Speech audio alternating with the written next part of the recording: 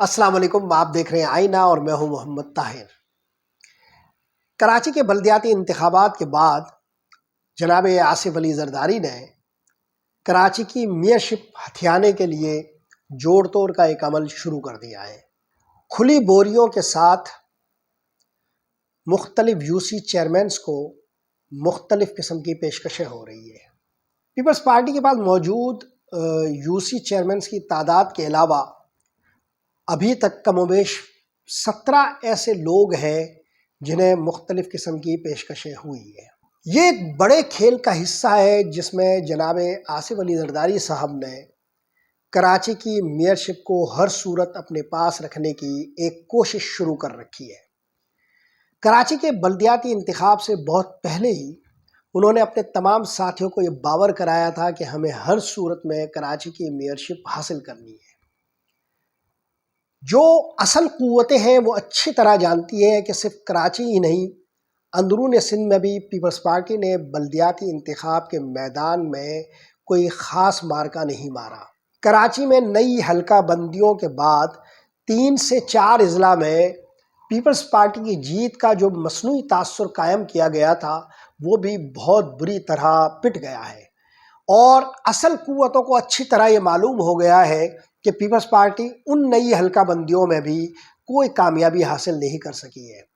کراچی کا اجتماعی شعور پیپلز پارٹی سے نبھا نہیں کرتا، لیکن بدقسمتی یہ ہے کہ اسٹیبلشمنٹ کی ہی کچھ قوتوں کے ساتھ مل کر آصف علی زرداری صاحب اس پورے انتخابی عمل کو دولت کے ذریعے یرغمال بنانے کی کوشش میں کامیاب دکھائی دیتے ہیں۔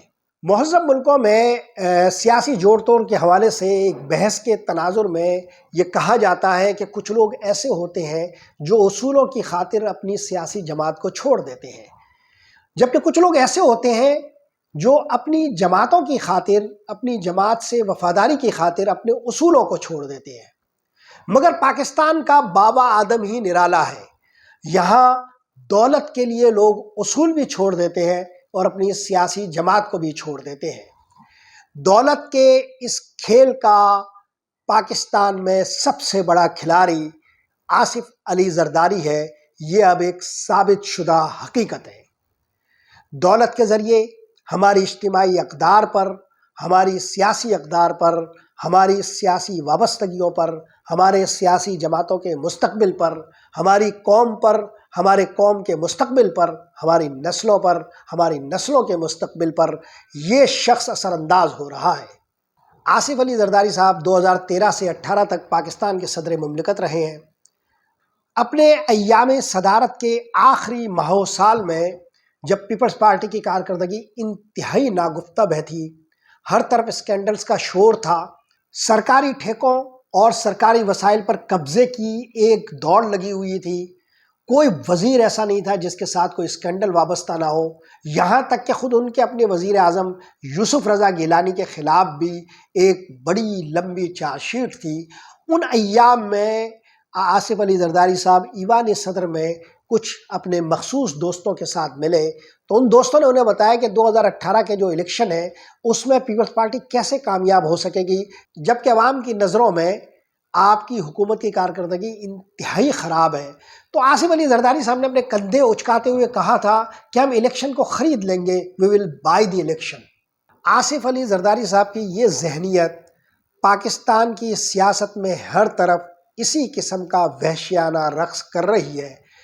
جناب زرداری جو کام دولت کے بلبوتے پر کرتے ہیں، ہمارے عاقبت نا اندیش اور کج فہم دانشور اور تجزیہ کار اسے ان کی مدبرانہ سیاست پر محمول کرتے ہیں، اسے ان کی کامیابیوں کی داستان کے طور پر بیان کرتے ہیں اور اسے ایک فرق پیدا کرنے والے سیاستدان کے طور پر پیش کرتے ہیں۔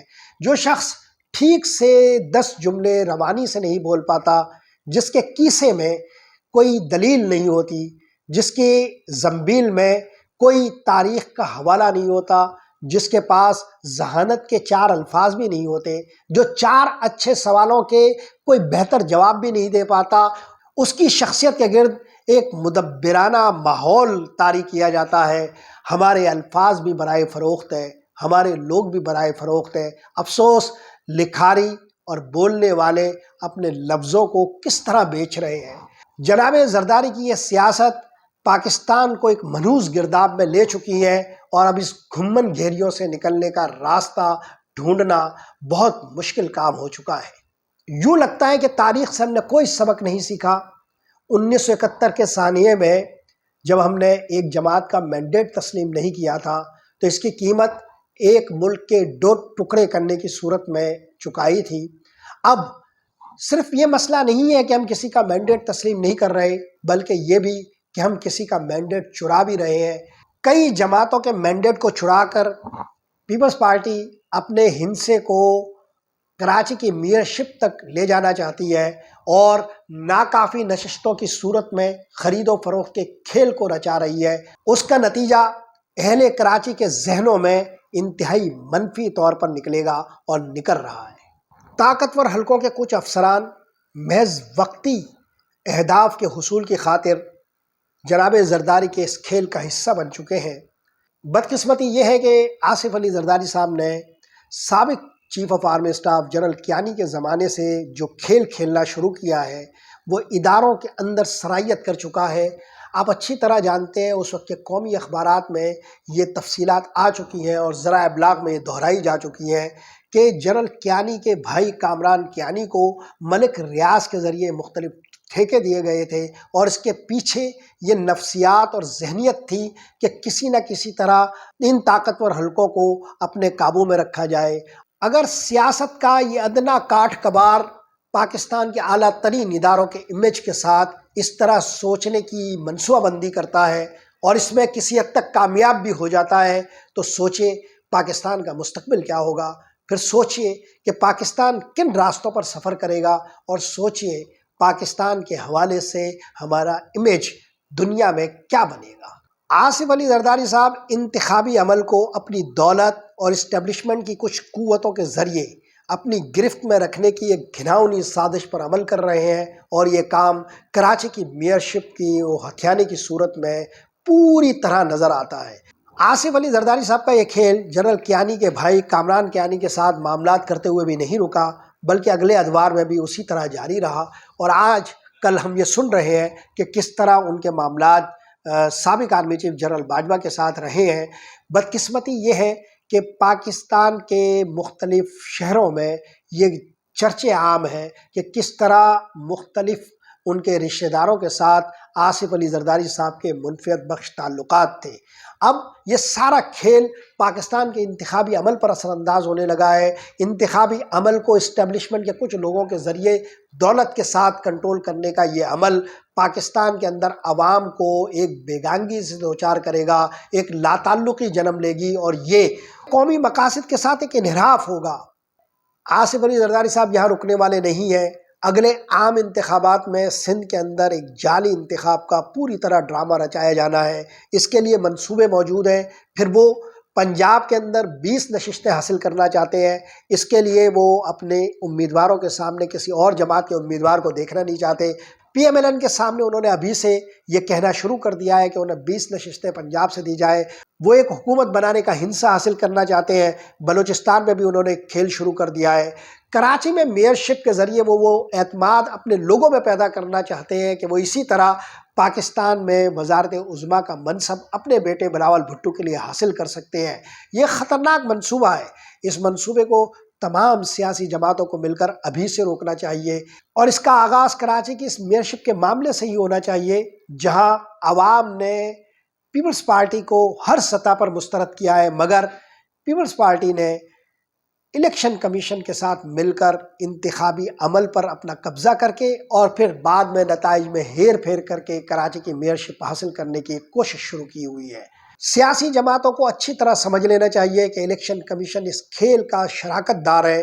کراچی سے لے کر اندرون سندھ تک مختلف جگہوں پر جو شکایتیں ہیں، اگر اس کو جمع کیا جائے تو اندازہ ہوتا ہے کہ ہر جگہ انتخابی عمل کو پیپلز پارٹی نے کنٹرول کیا ہے۔ یہ عمل پورے پاکستان میں پھیل جائے گا۔ اس لیے تمام سیاسی جماعتوں کو کراچی سے ہی اپنی جدوجہد کا آغاز کرنا چاہیے۔ کراچی کے بلدیاتی انتخاب میں ہونے والی دھاندلی اگلے عام انتخابات تک اپنا سفر کرے گی اور اپنے سیاہ سائے لے کر جائے گی۔ یہ بات پی ٹی آئی کو اچھی طرح سمجھنی چاہیے اور جماعت اسلامی کی اعلیٰ قیادت کو بھی۔ یہی وقت ہے کہ سیاسی جماعتیں اپنی مزاحمت کا آغاز کریں اور دھاندلی کے جو منصوبے جہاں بنائے جا رہے ہیں وہاں رکاوٹیں ڈالنے کی کوشش کریں، الیکشن کمیشن کو بے نقاب کریں اور ایک صاف شفاف انتخابی عمل کی طرف بڑھیں۔ آج کے لیے یہی کچھ۔ محمد طاہر کو اجازت دیجیے۔ اللہ نگہبان۔